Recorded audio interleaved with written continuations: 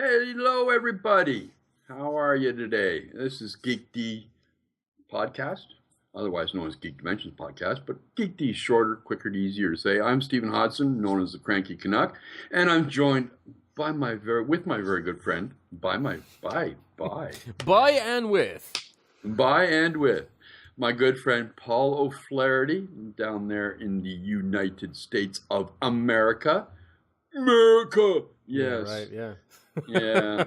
The Irishman living in the States. The Irishman living in the heart of the Bible Belt. What the hell? Yeah. Right? Really, eh? How you doing, buddy? Okay. Busy as always. Happy to get on here on a Friday. Yes. You know? Yeah, it's kind of a hectic day for I hate waking up to dealing with other people's fucking drama. Like, the sooner I go back to having nobody else in this house, the happier I will be. I'm just glad your roommate doesn't watch your show. Or you may end up with nobody in the house really quicker than you want. Yeah, true enough. But, it just leaves. But thankfully, I got the Morning Coffee with Cranky on Twitch, and I tell you, man, those guys rock. It cheers me right up once I start doing that show. Yeah, I didn't get to watch it this morning.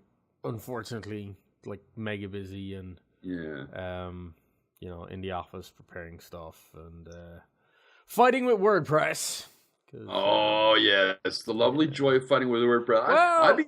Well, what's the matter with it? You know, it's actually not a WordPress problem, but I would assume other podcasters watch this show, listen to this show. You're a podcaster, right? So if you have the PushPress plugin installed and you're using PowerPress, the one by Blueberry, yeah. It's supposed to be Blueberry, but it's Blubbery. I mean, they dropped it.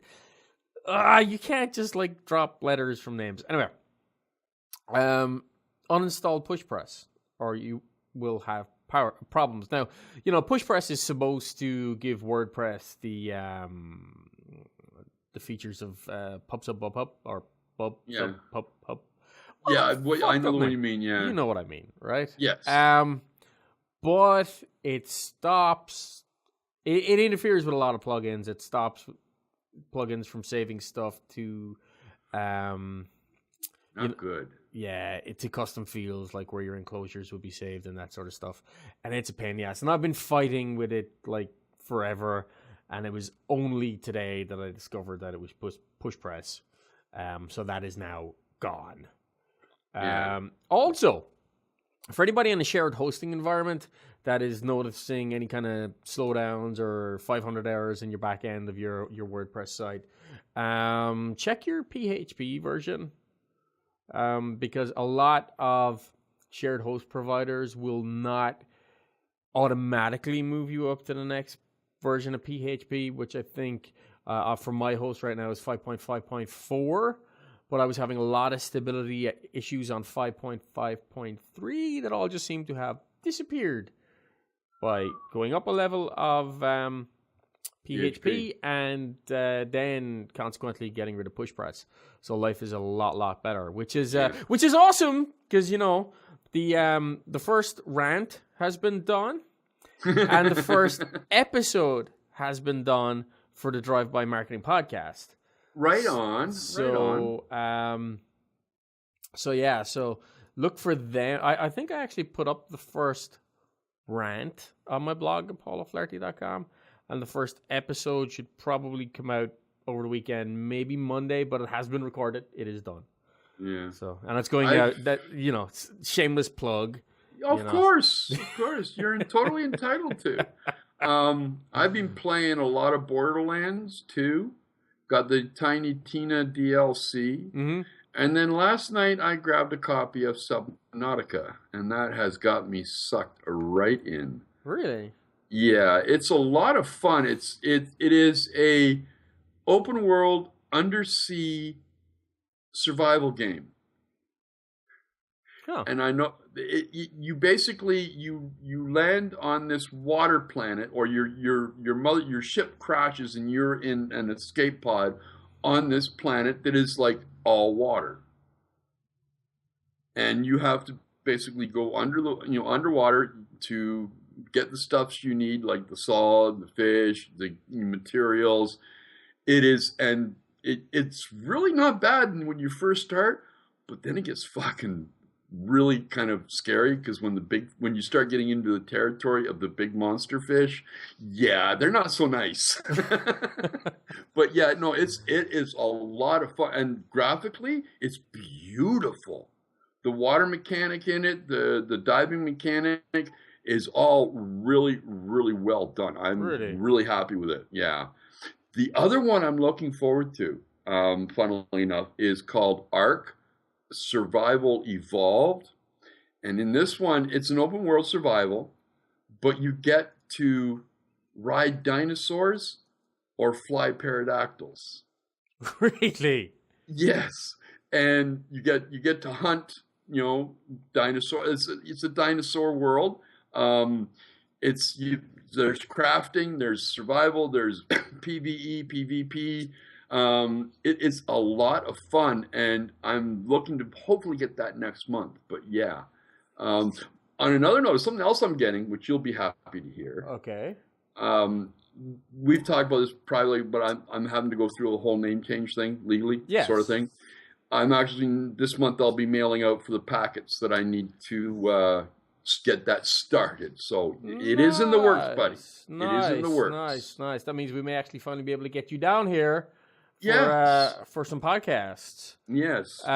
Just for a visit, so I can see the mini Pauls. The mini Pauls and the mini Sarahs, yes. Oh, well, let's see. What have I been up to?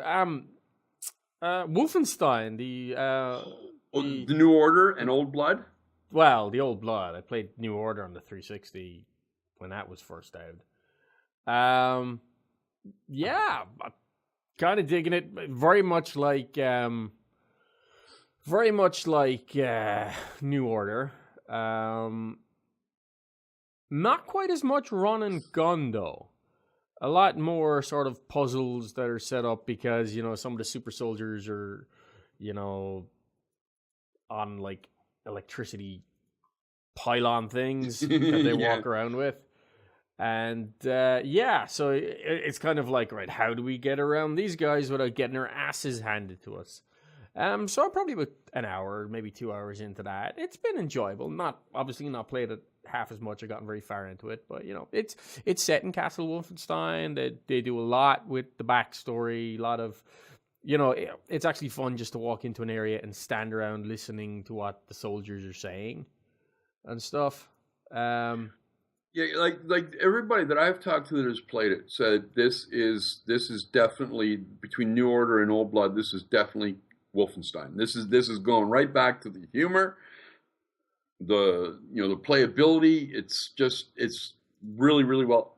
Really well done. Yeah, well, it is. I don't know what else to say about it beyond that. It's good. It's well done. I'm enjoying it. I just wish I had more time to play it. Yes, I know. You're such a busy man between kids and how is the new baby, by the way? How's she's baby great. Scarlett? She's like put on 2 pounds since she's been born. So she's like 4 weeks old now and growing along quite well. Good. All's good. Good. And Malcolm's doing okay? Mal is awesome. Yeah. He's finally starting to use his words and not be quite so selective with it as he was.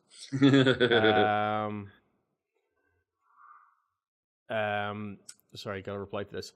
Mm-hmm. But so like last night he actually came and he asked for a bath all on his own. Right on. Yeah, so that was kind of awesome, This one came in just before I think we got together for the show. Did you see the Reddit Outlaws Harassment post?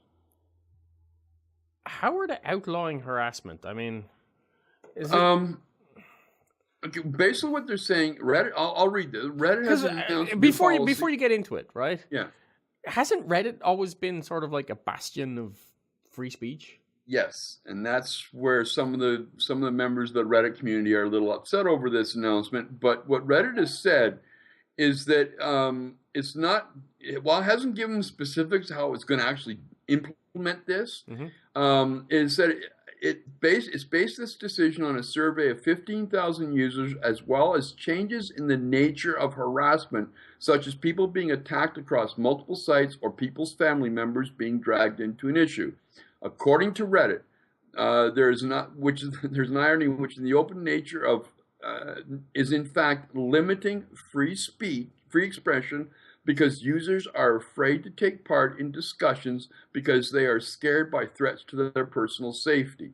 Now, what they are classifying as harassment is defined as systematic and or continued actions to torment or demean someone in a way that would make a reasonable person, one, conclude that Reddit is not a safe platform to express their ideas or participate in the conversation, or two, fear for their safety or the safety of those around them. Okay. Now, the reaction to this has been it's kind of mixed. Opponents of the changes seem to fall into two camps. Some believe deleting any post beyond those which are inherently illegal to publish breaches the entire concept of Reddit, by which the prominence of posts is determined entirely by the community voting system. A common complaint is that such policies are pandering to potential advertisers. Others have argued that while the principle of the anti-harassment policy may be reasonable, it needs to be applied carefully. For example, several users responding to Reddit's announcement have pondered whether a subreddit devoted to mocking images of fat people is inherently considered harassment, or if the rule only applies to specific Reddit users. Well, at this point you have to, or I would have to sit back and I would have to say, okay, so what exactly is harassment? What is threatening? It really is the word. You see, I think that making fun of fat people, right, well, it's potentially distasteful. Politically incorrect, and it can hurt people's feelings. Is it threatening? No. And that really, I think, is the big question, is the only question as far as I'm concerned. If you're going to, are you threatening to come to their house and kick their heads in? Are you going to stab them? Or are you just saying, haha, look at you, fatty McFat? You know what I mean?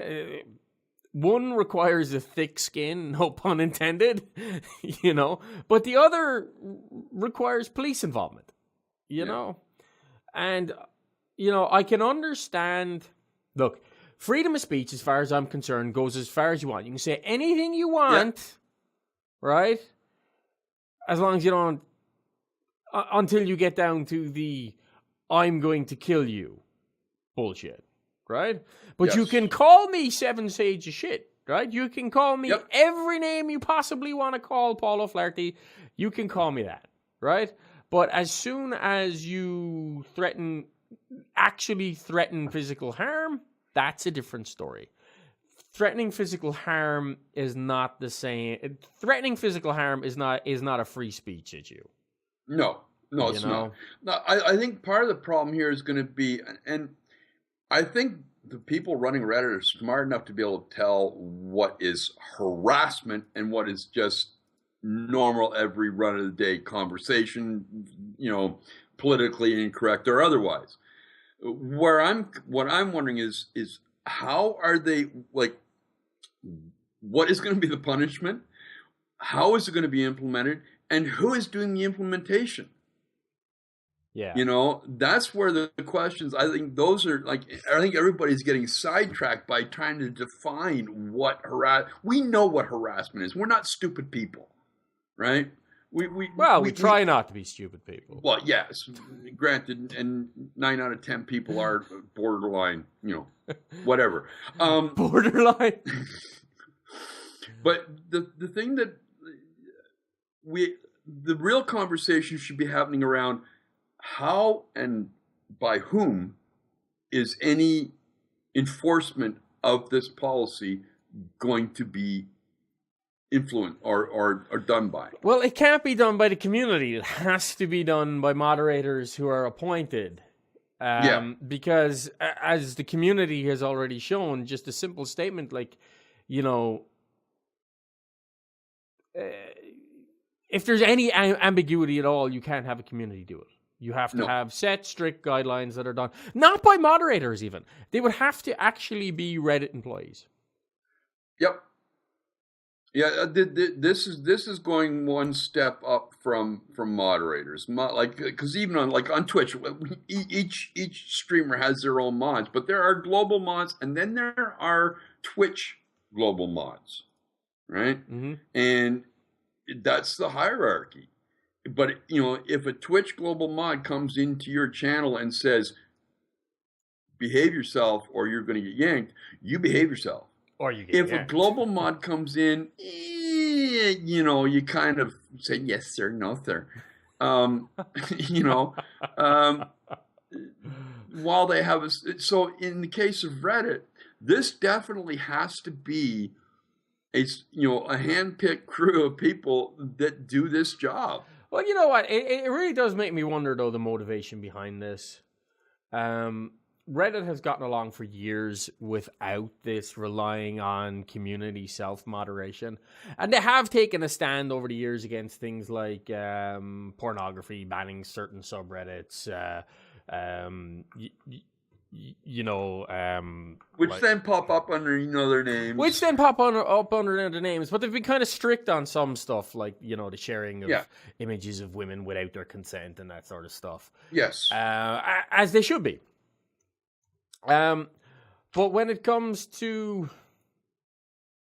this, however, I find myself wondering what the main motivation, what the main driver for this is.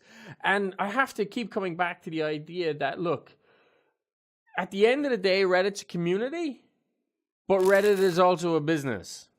Yeah. They have to fill the coffers somewhere. And if they're losing advertisers or if they're not making enough money, then they're going to have to draw that line somewhere where they decide, look, okay, do we want to increase profits or do we just want to keep the doors open versus do we want the community? And the community has two things that it can do then. The community can step up and give them money so it can have the freedom that it wants, or they can limit certain aspects of the community in order to appease advertisers. That's my experience as a publisher. That's a difficult line to walk. Yeah. I mean, we went down that road years ago when we had a website called Daily Shite that, we eventually caved to the pressure that, we had to put food on the fucking table. Exactly. And while the site had a strong community and millions of fucking page views, we couldn't feed ourselves off the revenue that was bringing in because nobody wanted to advertise on a site called Daily Shite. And just changing the name was enough, even though we didn't change our content policy. Of course, that site is long gone now. But that is so. I sympathize with the guys behind Reddit. They have to walk this line.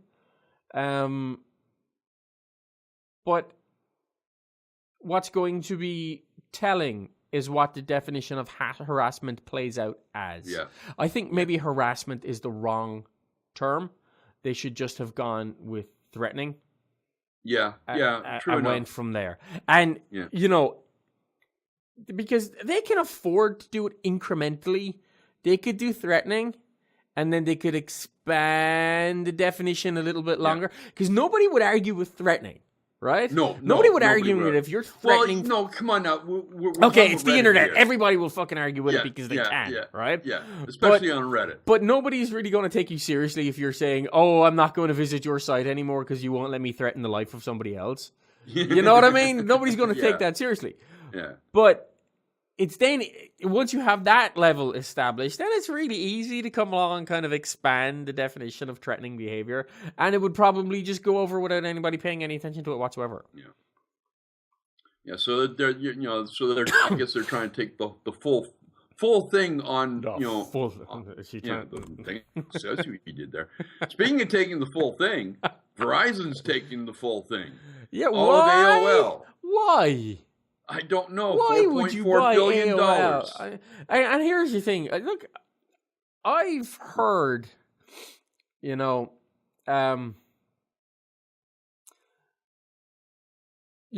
okay, so AOL has a pretty strong web media presence. As a media company, right? Yes. Why would Verizon buy it? I can only assume it's because of the 2 million dial-up subscribers, right? Because I don't see Verizon becoming a media company. Well, no, I do. Really? Because every single ISP, like, okay, for example, up here in Canada, all right, Bell, Rogers, and Shaw all own media companies. Yeah, but Bell owns, what is it? Global. Rogers owns CTV, and Shaw, I think, picked up. I can't remember what network they picked up. There is no independent network. They are all content producers now, content carriers, and that needs to stop. I mean, seriously, that needs to stop. There's a major conflict of interest. Yes, that of course there is. Right? But I mean, Verizon sees the web media business, the advertising business, the income that are coming in through things like Huffington Post. That's what the market doesn't need. The market doesn't need another broadband provider, internet provider that is hedged in counterproduction, because that is why you have the FCC having to come in and regulate. Right? It has to come in and regulate because the free market isn't doing what the free market should, which is provide competition, and then competition force a situation whereby they have to have an open playing field, where data has to be, where net neutrality actually works, right? Yeah. But and you see, here's where all my friends out there who are libertarians and free market advocates, and they all get their panties in a twist because for some reason or other, they all have these fucking blinkers on to reality. And the reality is that in a perfect situation, yes, the free market would work. But this isn't perfect. The world is not perfect. People are not perfect. Companies are not perfect. Greedy. People are fucking greedy. Everywhere from from customers to CEOs to shareholders, lobbyists, government, everybody wants their little fucking piece of the pie. And that is why regulation has to exist, right? Whether or not we like it. Biggest question of this, though, is I would love to know how many of these 2 million dial-up subscribers are actually dial-up users. I would warrant that it's probably less than 1 million of them, right? Living in rural areas, and it's the best they can get. And I would warrant that the other 1 million are people who just never fucking canceled the subscription, and it's just been coming off their account for like the last 20. And these dial-up subscribers, eventually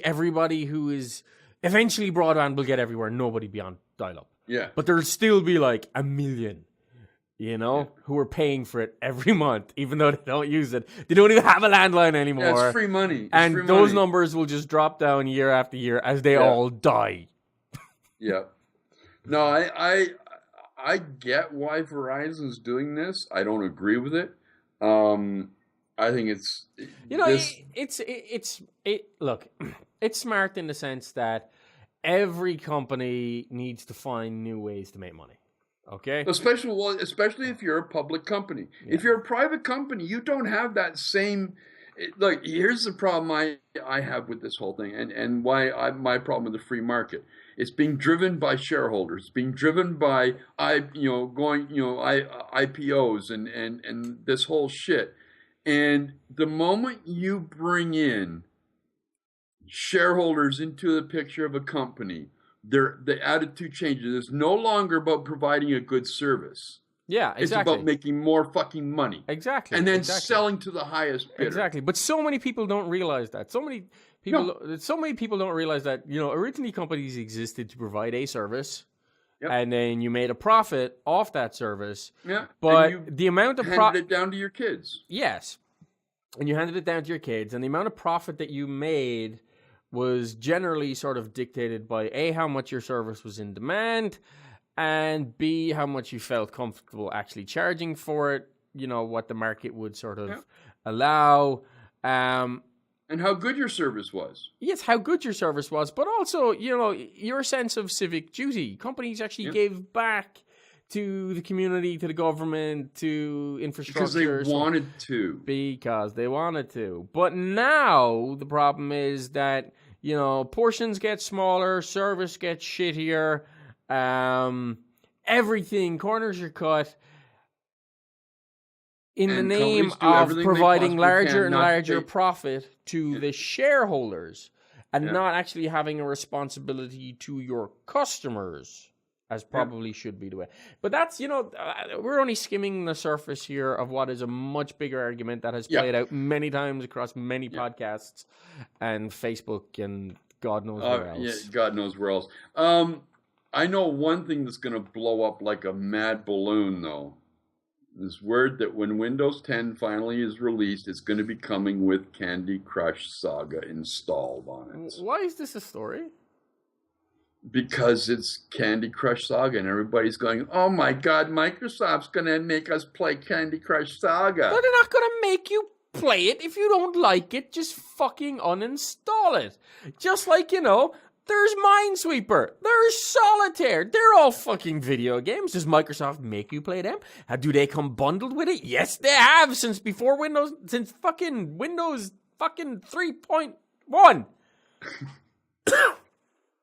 Yeah. Suck my balls. They want to put forth a game that they have the intellectual rights to. Fine. I'm just pissed that considering they own Minecraft, that's not what's shipping with it. Yeah, okay. I see, that's something to be angry about. Screw King Software and their Candy Crush Saga. Ship Minecraft as part of Windows 10. Yes. Yes. Why not? I agree with you 100%. How about, though, I don't even know how to segue into this one, but body hacking. This seems to be a sort of growing thing in our modern day world of and I'm not talking just minor like tattooing or earrings or nose rings or nipple piercings. We're talking some pretty fucking serious hacking of the body systems. We're talking about biohacking. Right? Yeah, biohacking, yeah. So, everybody has this kind of, or sci-fi has this vision of the future that eventually, fuck your Google Glass and fuck your cell phone. You'll have, in your forearm, imperceptible computer. Yeah. You saw it in the remake of, what you call it?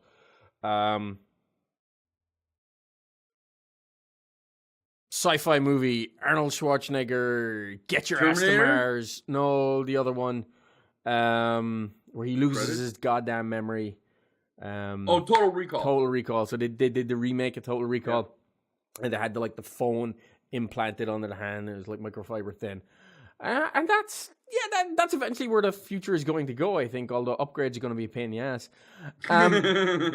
Literally. But there's a lot. Because that's the only way in. There's a lot of people out there that already want to start, implanting things like RFID chips, small displays, magnets.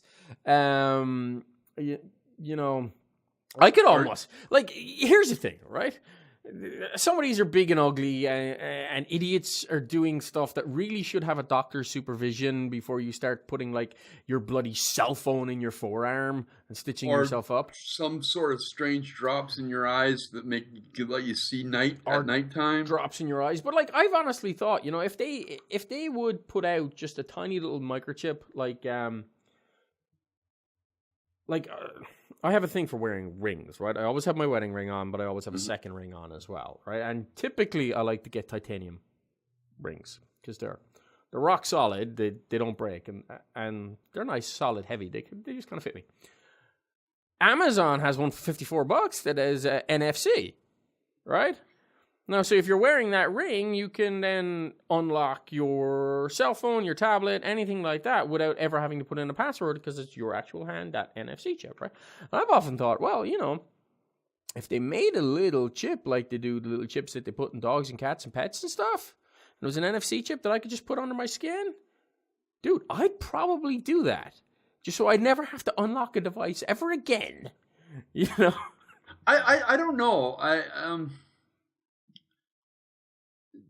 The problem is that how far away from that does that become a tracking device? And I know that's kind of, at one time that would be far out, you know, you're fucking crazy. Well, get your dude, I don't tinfoil hat on. For some people that would be a concern, and I am all about keeping your privacy because, you know, just because you're not doing something wrong doesn't mean that people should have access to your information. Mm-hmm. But really, I put so much of myself out there, it's kind of difficult anyway. You know, I have location sharing turned on my phone deliberately. I have my tracks turned on my phone deliberately. I check in everywhere I go. I know so you do. It just doesn't bother me, but I'm an edge case, you know? Yeah, so am I, but I still bring a certain sense of trepidation. I think is the word. No, you know, I will do small little biohacks like that, where you implant maybe a tiny chip so that you get a lot of functionality. Because trust me, a tiny chip like that would save me 10 minutes a day, right? Yeah. That's a lot of time, 10 minutes a day, right? But doing crap like putting chlorine in your eyes and wearing black contacts to see in the dark that's kind of batshit crazy. That's the kind of thing that's going to cause hemorrhaging, and you risk going blind for life, you know? And headphone implants? Really? So because he was going blind and he wanted to be able to accent his hearing ability. So he put two little magnets either side so that the headphones would clip on? I don't know. And what's this anticipatory thermogenesis training? That is basically, that's for what that does. It prepares your body for cold. It is, because normally being warm blooded, we get into the cold is we got to bundle up. We got to keep that body heat in, right? Mm-hmm. With this, it basically prepares your body to deal with the cold with the barest minimum covering. And the one that's one way to look at it, right? Yes. But the other way is that when your body is cold, it actually produces more heat, right? Yeah. So you're trying to keep it in. Yes, because everything stems from your core, and obviously that's why your extremities get frostbitten first. But in producing more heat, you burn a lot more calories, which is a way for weight gain. Which is why people are always asking me, why the fuck do I have the AC down so cold? You and my wife would have gotten a lot. I swear, my wife could have lived in a refrigerator and told you to shut the fucking door. It was too warm. Dude, you walk into my office. Every time somebody comes into my office, now I've gotten in the habit now of, you know, if I know people are coming, I adjust the AC so that they're comfortable. You better do it when I show up. But dude. otherwise, you walk into my office and it's like everybody's like, "Oh, it's so cold in here," and I'm just like, "Yeah, it's good for the computers, and I like it," you know. The one that gets me in this article was the nullification, where people are actually DIYing cutting their nuts off. They're intentionally neutering themselves by themselves. Why? I don't know. Why would you want to chop your own nuts off? I mean, the idea behind nullification is to remove unwanted body parts. I suppose technically unnecessary body parts. Well, I mean, really, if if you're sort of gotten to that point in life that you're never going to have sex again, and you know you can deal with peeing out of a catheter or a tiny little hole, then okay, but I still don't understand why the hell you would want to do it. Now, I could probably understand if you're strangely sexually deviant, and maybe you have a thing for prodding little children, and you want to make sure that you no longer prod little children by cutting your own junk off. But you don't need to do that to be a sexual predator. I know. I'm just really trying very hard to rationalize why you would willfully cut your own junk off, and it's not part of I want to be a woman. Well, they're called nullios, and it's a CIS gender male who elects to remove his genitals. Surgeries to complete this intense body modification can be done safely before, but amateur wannabe eunuchs are still injuring themselves with DIY castration attempts. Eunuchs. That's too close to Linux.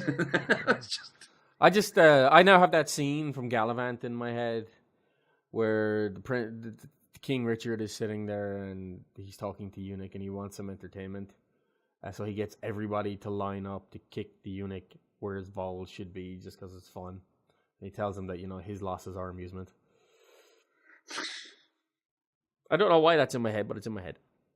Have you read any of the reviews for the new Mad Max? I think it's out today. No, why would I read reviews for a movie that I want to go see? I don't want to be disappointed in advance. No, but see, here's the thing. You won't be. No, here's the thing. No, here's the thing. Will you stop? Reviewers? Really? I don't even trust my friends when they tell me a movie is good. Right? Because the amount of times I've been told something is, oh, great, awesome, this is the best thing since sliced bread and butter. And I go in there and I'm like, really? Really? Well, all I can say is that everything that I have been reading so far and everything I've seen so far, this movie is going to be a big blockbuster. This is going to be huge. This is a love affair with the Mad Max story, but with an interesting little twist. And I don't know whether, because you haven't seen it, but the basic fact is that Mad Max is almost like an auxiliary character in this movie. The real protagonist of this is Charlize Theron, who plays Impressa Ferosa or whatever her name is. Mm-hmm. She's getting a lot of really good press. You're just determined to spoil this for me, aren't you? You want me to stop now? You do know the rule about spoilers, right? You have 2 weeks. I haven't said anything about how the movie plays. I haven't said anything about the plot or anything like that. I'm just generalization. Just that the main titular character is not the protagonist. Well, he is and he isn't. I'll leave it at that. I won't spoil. When did you see it? I haven't. Well, then shut up talking about what you haven't seen.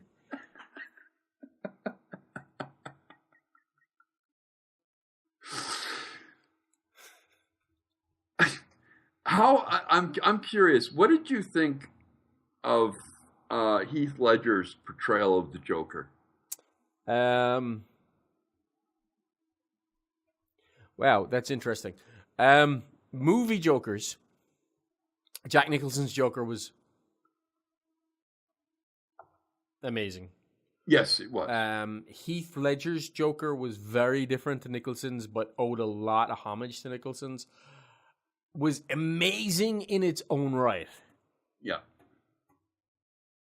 It was. Is he better than Nicholson? Can't say, because they're two very different takes on the Joker. Yeah. So we're faced with a new Joker coming with the Suicide Squad movie. Mm-hmm. And Jared Leto is playing this guy. He's Mm-hmm. playing the Joker, and he's already come out. He says he wants to make this character his own, and apparently, I guess he's even in character when they're not filming. He's pulling a Heath Ledger. He is getting so deep into this character because he wants to make it his own. He wants to make this the best. But they've already. I'm looking at the screen at the picture of him, and I'm already like, really. I don't think that picture will even come close to doing. I think that's just a misnomer. I think that should. Well, why would he have ha ha ha ha ha tattooed all over his arm? That's not. That's very it. Killing Joke. That's where he is pulling his characterization from, is from the Killing Joke. Yeah. But sources are telling this writer that Jared Leto is going all out for his portrayal of the Joker in Suicide Squad, and that he is staying in character behind the scenes on set. I'm also told his performance will rival, if not surpass, Heath Ledger's portrayal of the Joker. Now, what my point is just as you, and that's why I asked you. This is why I asked you. Who's writing this shit? I don't know, and I don't care, because that's not the point. The reason I asked you the question I did, all right, was because I got the answer I wanted. Each Joker that is being portrayed stands on its own, right? Jack Nicholson's Joker stands on its own. You don't need to compete with it. It is a Joker of itself. What about Luke Skywalker's Joker? What? Oh, Mark Hamill, the voice? Uh-huh. Yeah. That is iconic when it comes to the animated movie, work of the Batman world and the video games. Yeah. Yep. He's the Joker. Mm-hmm. No one denies that. And Heath Ledger did exactly the same thing. He created a totally different Joker that we all could identify with in a way. Yeah, but you see. And there's no reason why Jared Leto cannot do the same thing.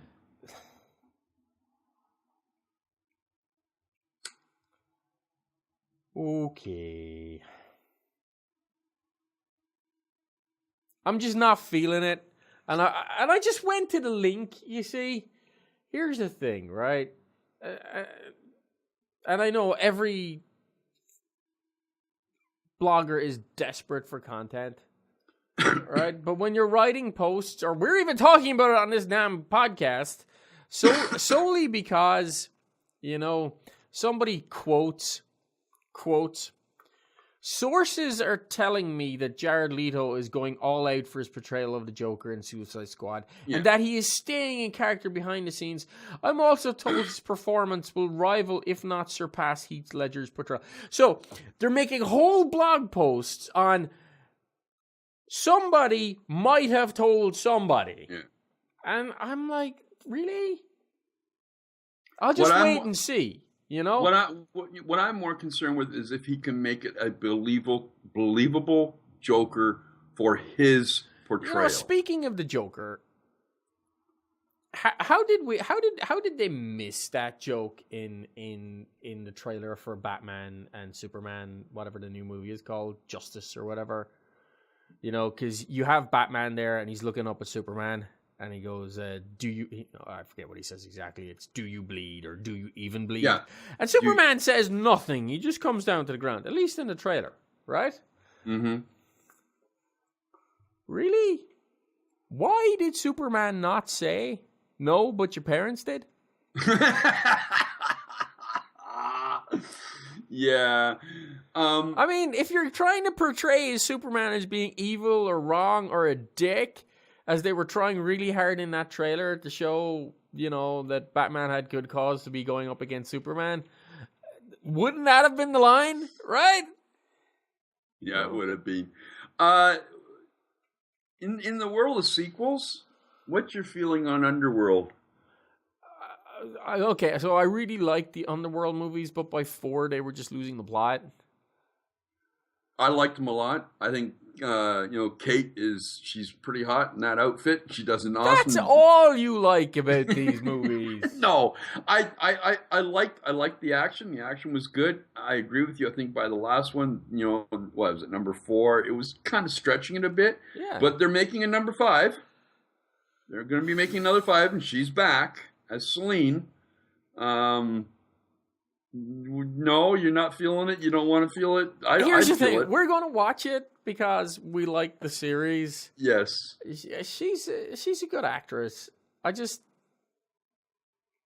don't know where they're going to go with this. she's already killed off half her fucking family. I just don't know. I don't know. I'm not feeling it, but I hope that I'll be pleasantly surprised. Hey, listen, if it's a movie that I can park my brain at the door and just enjoy 90 minutes of just, mayhem and blood and guts and a good-looking woman, then I'm got no problem with that. I have no problem with that at all. None at all.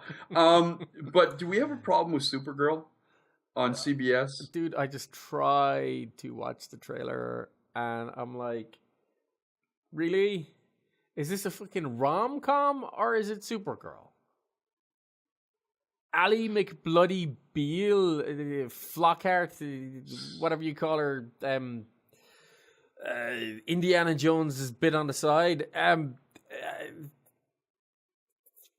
It feels like it's, from the trailer, it doesn't feel like superhero stuff. Even I know we've been complaining that there's too much superhero stuff, so okay, go have a new take on it.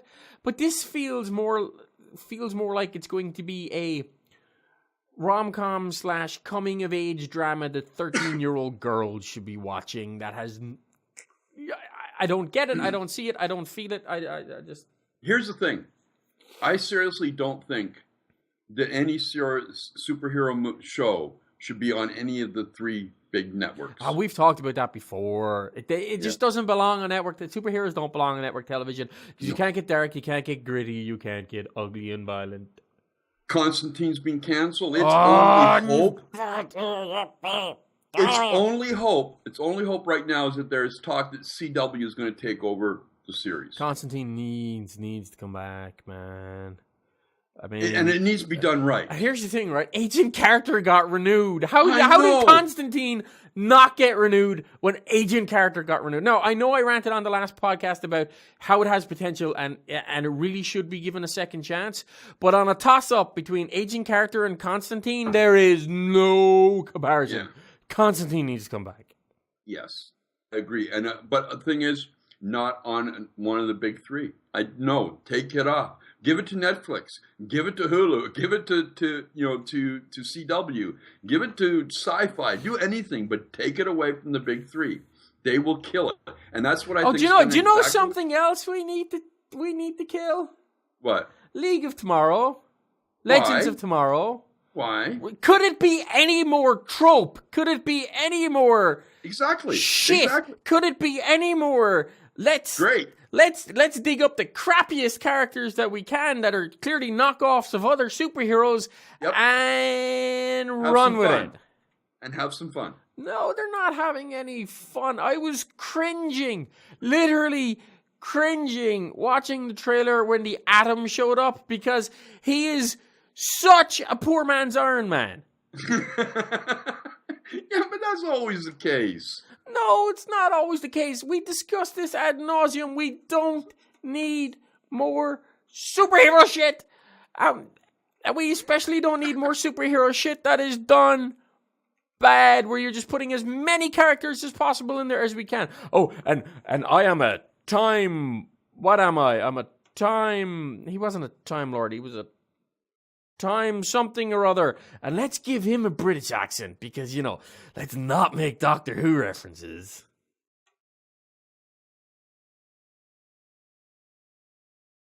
Well, I gotta say, and I will be giving this at least a 3-episode try. I do want to see it. We'll all be giving it a 3-episode try, and I think we'll be throwing it right out the window.